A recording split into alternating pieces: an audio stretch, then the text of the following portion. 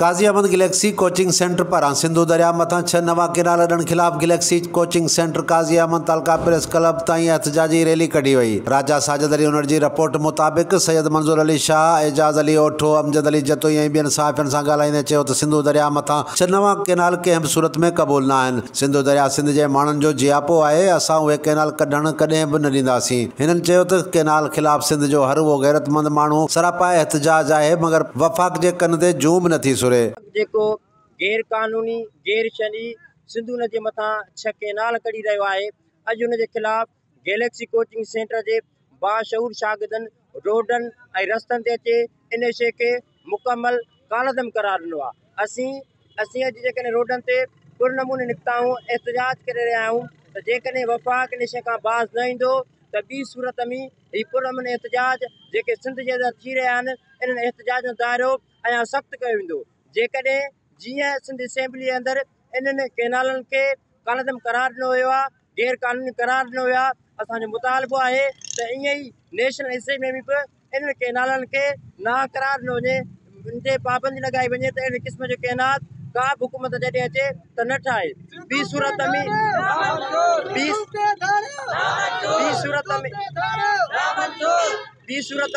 ही जेके पुरनमूने एहतजाज करे रहिया आहिनि, इन एहतजाज जो दाइरो अञा वसी कयो वेंदो ऐं पंजाब जा समूरा रोड ऐं रस्ता बंदि कया वेंदा। नाज़रीन, काज़ी अहमद में जिस्कम शहीद बशीर खान कुरैशी जी पार्टी पारां सिंधु दरिया में 6 नवा केनाल करण खिलाफ़ पैदल मार्च कयो पियो वञे। राजा साजिद उनर जी रिपोर्ट मुताबिक़ सदाम उनड़, फ़कीर साजन कुंबर, खैर मोहम्मद सियाल, नजब बालादी, सज्जाद उनड़ ऐं ॿियनि जी अॻुवाणी में पाणी ख़ातिर जहिड़ो आहे, सिंधु ख़ातिर जहिड़ो आहे नारनि जी गूंज सां पैदल मार्च कढियो वियो। पैदल मार्च 10 किलोमीटर जो मुफ़ासिलो तय करे काज़ी अहमद पहुचंदो, जिते अॻुवान ख़िताब कंदा। जॾहिं त पैदल मार्च काज़ी अहमद पहुचण ते मेन हाईवे रोड ते धरणो हयो वेंदो।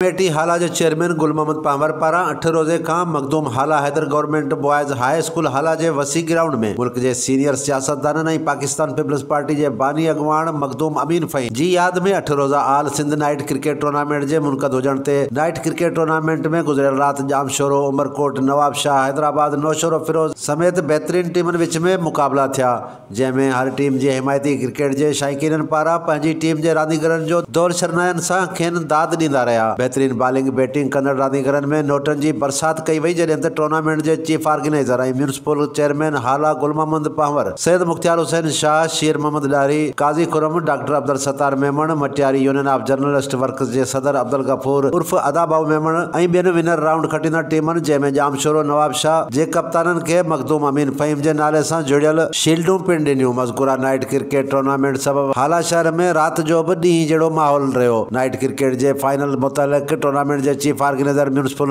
चेयरमैन हाला गुल मोहम्मद पावर मक़ामी सहाफ़ियुनि खे ॿुधायो त नाइट क्रिकेट टूर्नामेंट जे फाइनल जा मैच अॼु हाला में खेॾिया वेंदा, जंहिंजा महिमान ख़ासि दरगाह सरवर नूह जो गादी नशीन ऐं मेंबर क़ौमी असेंबली मखदूम जमील ज़मान ऐं सूबाई वज़ीर बहाली मखदूम महबूब ज़मान जिन हूंदा, जेके फाइनल में पहुचंदड़ विनर टीम खे नई मोटरसाइकिल ऐं रनर टीम खे 50,000 कैश समेत ॿिया क़ीमती इनाम ॾींदा। हाला में मजलिस वहदत मुस्लिमीन पारां सिंधु दरिया ते ऐलानियल तकरारी 6 केनालनि खिलाफ़ ज़िले सदर सैयद अब्बास अली शाह, गेवर अब्बास, ज़िले Matiari general secretary Mir Shani Rind, division Hyderabad आज़ादारी विंग सेक्रेटरी कानून एडवोकेट अब्बास अली समूह, तालीम सेक्रेटरी अब्दुल रहमान अबड़ो, खैबर यूनिट जो सदर मज़र अब्बास मला, जनरल सेक्रेटरी हाजी खान मला, दीदार हुसैन मला, निज़ामुद्दीन मला ऐं ॿियनि जी अॻुवाणी में एहतजाजी रैली कढी वई। रैली मुख़्तलिफ़ चौकनि चौराहनि खां थींदी प्रेस क्लब पहुती, जिते अॻुवाणनि हुकूमत ख़िलाफ़ सख़्त नारेबाज़ी कंदे मुज़ाहिरो कयो। अॻुवाणनि मीडिया सां ॻाल्हाईंदे चयो त सिंधु दरिया मां 6 नवा केनाल कढे सिंध खे बंजर बणाइण जी साज़िश कई पई वञे। उन्हनि जो वधीक छा चवणो हो, अचो तव्हांखे ॾेखारियूं। यूनिट खैबर वहदतुल मुस्लिमीन जे तरफ़ खां अॼु जेको आहे सो एहतजाज रिकॉर्ड करे रहिया आहियूं। जीअं त असांजो सिंधु दरिया हज़ार सौ साल पुराणो दरियाउ आहे, जेको वक़्त खां वहंदड़ आहे। अॼु पंजाब असां सां बेवाजिबी करे 6 केनाल कढी ऐं असां सां सरापा ज़ुल्म करणु चाहे थो, असांजो पाणी बंदि करणु चाहे थो। मगर पंजाब खे असीं ॿुधाइणु चाहियूं था, जेकॾहिं तूं असांजो पाणी बंदि कंदे त असीं तुंहिंजा रस्ता बंदि कंदासीं, असीं तुंहिंजो खाइण पीअणु बंदि करे छॾींदासीं। अॻे तोखे असीं अर्ज़ु कंदा हुआसीं, हाणे तोखे अर्ज़ु न कंदासीं, असीं तोसां बाक़ाइदे वेड़ कंदासीं। अमुन जी धरती आहे, इहा सूफ़ी आहे, किराम जी धरती आहे। सिंधी माण्हू अबा जा आहिनि, उन्हनि खे पंहिंजे एतिरे राइट्स जी, हुकूकनि जी ख़बर कोन्हे त हिननि सां छा छा थी रहियो आहे। ॾिसो, गैस असां वटां निकिरे, कोयलो असां वटां निकिरे, तेल पेट्रोल असां वटां निकिरे, इहे सभु शयूं असांजूं लुटिजंदियूं रहंदियूं आहिनि। पाणी असांजे हिसे जो हमेशह पंजाब खणंदो रहियो आहे, लेकिन बदकिस्मती न विछाराईंदा तेसीं ताईं इहे कैनाल ठाहिण न ॾींदा।